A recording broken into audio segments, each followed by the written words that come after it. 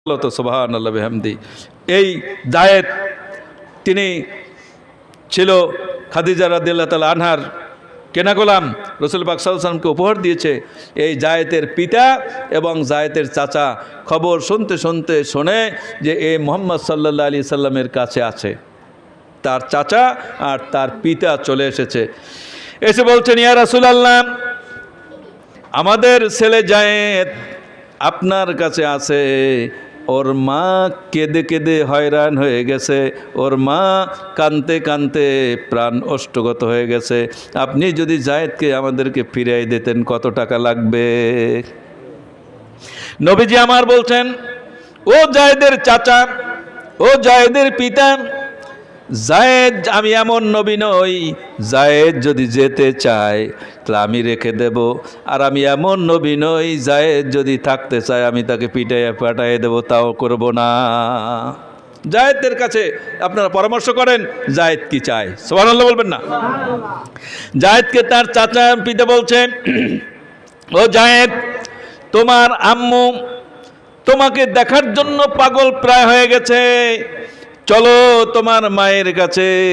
জায়েদ বলছে, ও আমার চাচা, ও আমার পিতা, আমার আল্লাহর রসুলের পায়ে তোমাদের জীবন, আমার জীবন কোরবান হোক। আমি এমন নবী পেয়েছি, এমন রসুল পেয়েছি, আমি আল্লাহর নবীর কদম ছেড়ে আমি যেতে পারি না।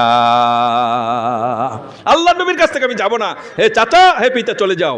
চিৎকার দিয়ে জোরে বলেন সুবহানাল্লাহ। কাজের লোকের সাথে আল্লাহর নবী কি ব্যবহার করেছেন। জায়েদ রাদিয়াল্লাহু তাআলা আনহুর সাথে জয়নব রাদিয়াল্লাহু তাআলা আনহার বিয়ে হয়ে গেল। জয়নবকে রাসূল পাক সাল্লাল্লাহু আলাইহি সাল্লাম মুখ ডাকা ফুফু ডাকতেন, আর জায়েদ তো পাল্লক ছেলে। কিন্তু জয়নবের মনের ভিতরে চিন্তা ছিল, আমি যদি একটু নবীর স্ত্রী হতে পারতাম।